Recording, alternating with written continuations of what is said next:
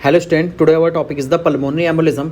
आज हम pulmonary embolism के बारे में पढ़ेंगे और पल्मोनरी एम्बोलिज्म के हम वो इंपॉर्टेंट पॉइंट्स देखेंगे जो हमारे लिए इंपॉर्टेंट से हो सकते हैं। ओके, तो सबसे पहले तो हम यहाँ पर एक डिस्कशन करेंगे पल्मोनरी एम्बोलिज्म। ओके, तो पल्मोनरी एम्बोलिज्म में क्या होगा, एक पॉइंट आपसे ये पूछा जा सकता है कि most common source of the emboli क्या होगा। ओके, तो most common source of emboli, तो मैं यहाँ पर एक चीज़ देख ले रहा हूँ, most common source of emboli की अगर हम बात करते हैं बेटा, तो आपको पता होना चाहिए कि proximal when of the lower limb जो होती हैं वो most common source of emboli होती हैं। ओके, तो मैं यहाँ पर लिख रहा हूँ proximal when of lower limb, proximal when of lower limb. एक पॉइंट ये आपको याद कर लेना है, this is the most common source of the emboli. Okay, उसके बाद चलेंगे और हम देखेंगे यहाँ पर इसके क्लिनिकल फीचर्स के बारे में। ओके, तो अगर क्लिनिकल फीचर्स के बारे में हम देखते हैं यहाँ पर, तो क्लिनिकल फीचर्स हमें पता होना चाहिए। सबसे पहले तो आपको क्या देखने को मिलेगा, हाइपोटेंशन। ओके, पहला क्लिनिकल फीचर हाइपोटेंशन हो सकता है, उसके बाद टैकेप्निया। ओके, उसके बाद टैकेप्निया हो सकता है, उसके बाद क्या होगा बेटा, डिस्निया होगा, डिस्निया होगा, टैकेप्निया हो जाएगा,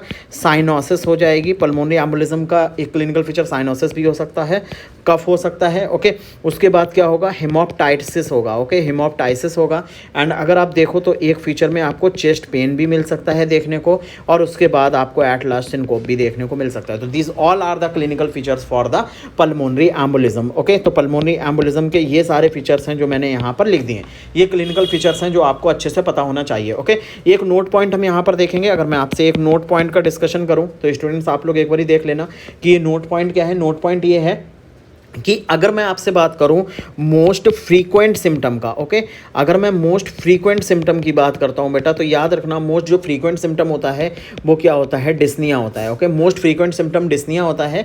एंड मोस्ट फ्रीक्वेंट साइन की अगर हम बात करते हैं बेटा, तो आप एक बात याद रखोगे, मोस्ट फ्रीक्वेंट साइन क्या हो जाता है बेटा, टैकेप्निया हो जाता है। ओके, तो ये दो चीज़ें आपको अच्छे से पता होना चाहिए, नोट पॉइंट आपको पता होना चाहिए। अब एक बात मैं यहाँ पर आपसे डिस्कशन करूँगा, वो पॉइंट ये है बेटा कि आपसे पूछा जा सकता है कि आप हमें ये बता दो कॉज ऑफ डेथ मोस्टली क्या होता है। ठीक है, तो मैं यहां पर लिखूंगा usual cause of death in pulmonary embolism. Okay, तो पल्मोनरी एम्बोलिज्म में कॉज ऑफ डेथ की अगर हम बात करते हैं तो हमारा आंसर क्या हो जाता है बेटा, RHF, that is the right heart failure. Okay, तो राइट हार्ट फेलियर क्या हो जाता है, usual cause of death in the pulmonary embolism हो जाएगा। ओके, एक पॉइंट ये आपके लिए इंपॉर्टेंट है। उसके बाद चलते हैं बेटा, एक पॉइंट हम ये देख लेते हैं, हमसे चेस्ट एक्सरे के साइन पूछे जाते हैं। ओके, हमसे क्या पूछे जाते हैं, चेस्ट एक्सरे के साइन पूछे जाते हैं। तो चेस्ट एक्सरे के साइन में मैं आपको बताऊंगा, पहले तो मैं यहाँ पर सबके नाम बता दे रहा हूँ, वो आप एक बार देख लो।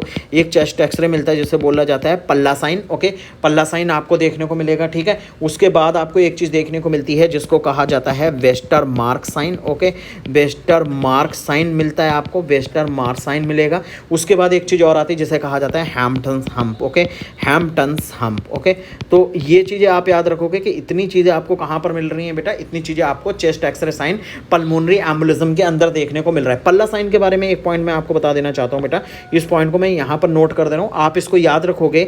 आप क्या कैसे याद रखोगे, सबसे पहले याद रखना enlarge right descending, enlarge right descending pulmonary artery, इसे बोला जाता है बेटा पल्ला साइन। ओके, तो पल्ला साइन को मैं हाईलाइट कर रहा हूं बेटा, ये बहुत इंपॉर्टेंट सा पॉइंट है आपके लिए, पल्ला साइन आपको बहुत अच्छे से पता होना चाहिए। ओके, तो पल्ला साइन क्या होता है बेटा, enlarged right descending pulmonary artery, these all are the sign seen in the chest X ray of the pulmonary embolism patient. Clear, चलो तो नोट पॉइंट एक और देख लेते हैं हम, वेस्टर मार्क साइन, हैम्पटन हम भी आपको याद रखना है। एक नोट पॉइंट और देखूंगा मैं यहाँ पर, एक नोट पॉइंट में और आ जाओ, और वो नोट पॉइंट ये बेटा, एक साइन और आपको देखने को मिलता है जिसे बोला जाता है मैककनेल साइन। ओके, जिसे क्या बोला जाता है, मैककनेल साइन बोला जाता है। और ये आपको कब देखने को मिलेगा, ट्रांसथोरैसिक इको में देखने को मिलेगा। तो मैं यहाँ पर लिख दे रहा हूँ सीन इन ट्रांसथोरैसिक इको, TTE। तो आप जब भी क्वेश्चन आएगा तो आप एक बार याद रखोगे कि अगर आपसे चेस्ट एक्सरे साइन पूछा जा रहा है, याद रखना बेटा, अगर आपसे चेस्ट एक्सरे साइन पूछा जा रहा है तो आप क्या करोगे बेटा, अगर आपसे चेस्ट एक्सरे का साइन पूछ रहे हैं वो लोग,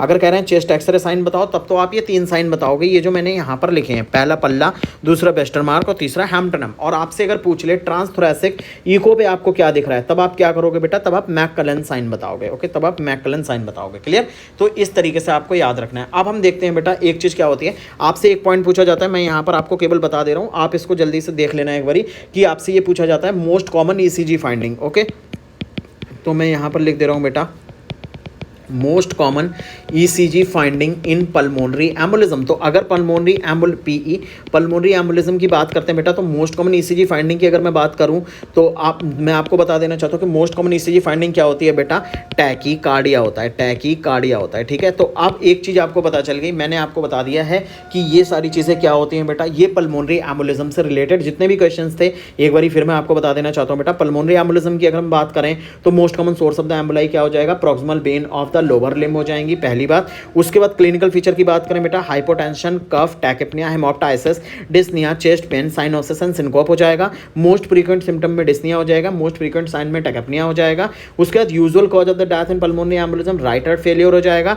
चेस्ट एक्सरे पे आपको 3 साइन देखने को मिलते हैं, पहला पल्ला साइन, दूसरा वेस्टर्न मार्च साइन, तीसरा हैम्पटन हम्स। और याद रखना पल्ला साइन क्या होता है बेटा, in large right descending pulmonary artery को आप पल्ला साइन बोलते हो। ओके, उसके बाद आते हैं बेटा मैकनल साइन, आपको ट्रांसथोरेसिक ईको पे दिखाई देता है।